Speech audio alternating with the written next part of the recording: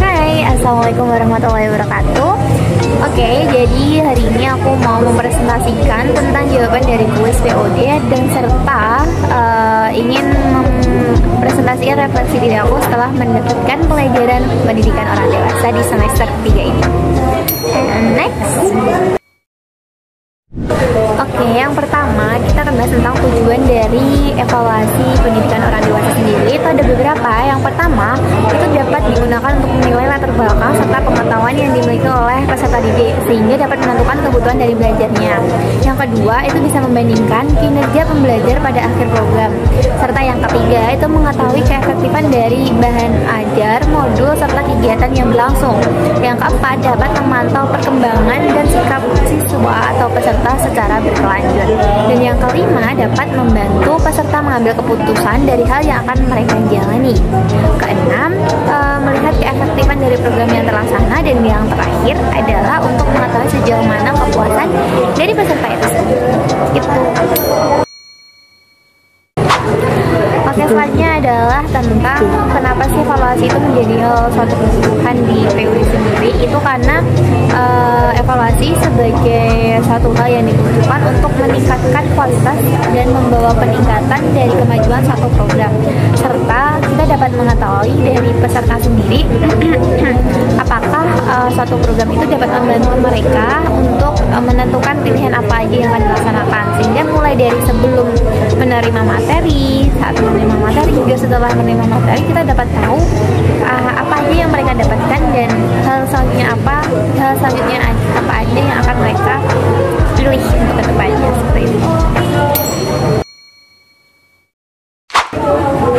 Oke, selanjutnya adalah apa itu fasilitasi, yaitu secara artinya sendiri fasilitas diketahui mengartikan itu untuk mempermudah.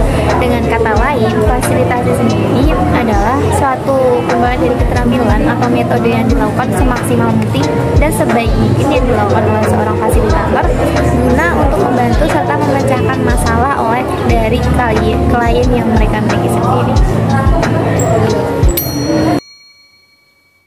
Dalam fasilitas POD atau pendidikan orang dewasa sendiri, seorang fasilitator itu harus siap dengan segala kondisi atau situasi yang tidak pasti. Kenapa? Karena dari sudut pandang seorang fasilitator haruslah siap sedia mengenai ketidakpastian dari suatu acara atau dalam kegiatan program yang terlaksana. Agar apa? Agar seorang fasilitator itu siap untuk melakukan inovasi-inovasi ketika program yang mereka rencanakan itu tidak tepat atau tidak sesuai, sehingga program akan berjalan secara sebaik mungkin dan sebagaimana mestinya tanpa adanya masalah, dan mampu menggunakan kredibilitas mereka untuk mengatasi masalah dengan emosi yang tenang saat orang sekitar sedang panik ataupun kebingungan. Nah, keterampilan dari mendengarkan yang harus dimiliki oleh seorang fasilitator pendidikan orang dewasa. Kenapa harus memiliki hal tersebut? Karena seorang fasilitator haruslah paham bagaimana pesertanya ketika mengutarakan pendapatnya, ketika menyampaikan permasalahannya.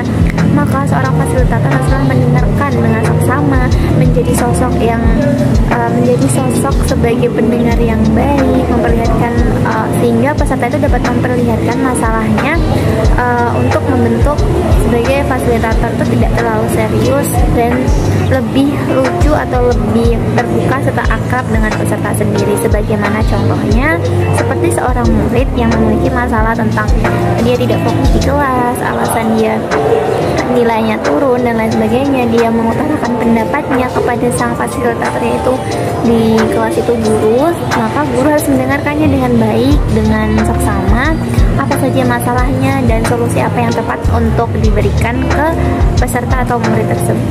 Seperti itu. Oke, selanjutnya adalah metode facility training pada gambar yang tertera di lampiran. Itu ada 3 yang saya paparkan. Yang pertama itu kita adalah brainstorming, yaitu fasilitator melakukan interaksi ringan kepada peserta dengan kontribusi rendah dengan tujuan untuk mendorong peserta mengeluarkan ide-ide mereka. Contohnya seperti apa? Contohnya ketika seorang pengisi acara atau fasilitator pengisi pengacara dalam suatu program, dia melakukan sedikit awal-awal permainan atau ice breaking pada peserta untuk mengasah daya pikir mereka.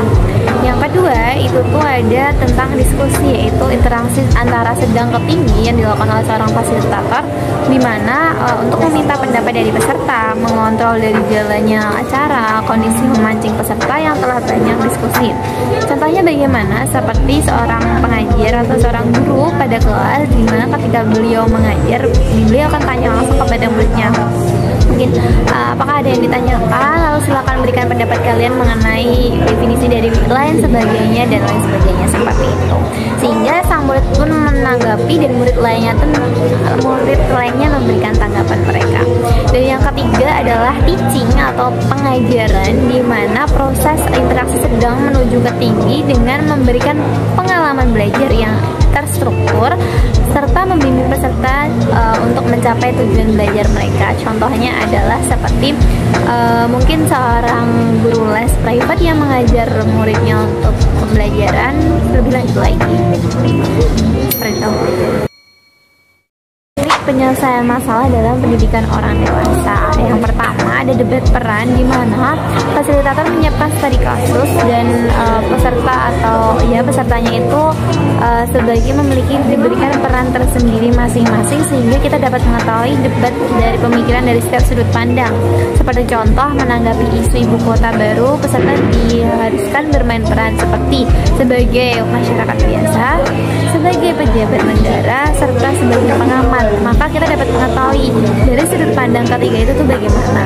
Selanjutnya yang kedua adalah dengan masa kritis, di mana dengan bantuan para masa yang kritis dapat memberi dukungan terhadap jalannya perubahan, meminta kelompok tertentu untuk menyebutkan nama mereka atau merekomendasikan pemimpin yang sesuai. Contohnya ketika ada rapat pemilihan ketua OSIS, maka para orang-orang atau masa kritis seperti pemilih-pemilih ini diharapkan dapat menentukan atau mengajukan salah satu nama dari sosok sebagai ajuan pemimpin yang diajukan.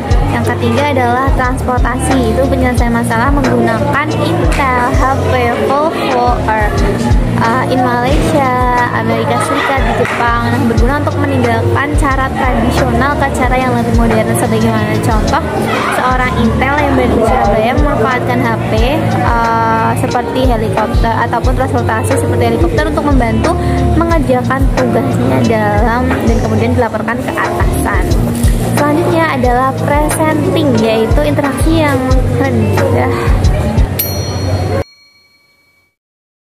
Refleksi diri saya, aku sendiri setelah mengikuti pengajaran kuliah mata kuliah pendidikan orang dewasa, yaitu saya menjadi lebih paham saya tuh berada di tahap yang mana, apakah masih andragogi atau pedagogi, lebih paham dalam memilih pembelajaran itu bagaimana, atau ditetapkan atau memilih sendiri, seperti itu, mengetahui jalan situasi dari lingkungan orang dewasa, bagaimana bersikap dan bertindak di lingkungan orang dewasa, serta lebih semangat serta lebih berani untuk mengutarakan pendapat dan isi hati ke khalayak umum ataupun dalam suatu forum, sehingga saya bisa paham materi mana yang saya butuhkan untuk masa depan dan mana yang tidak, seperti itu.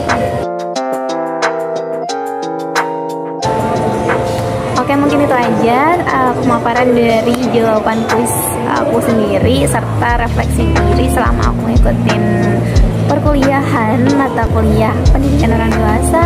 And bye, see you next time. Bye bye.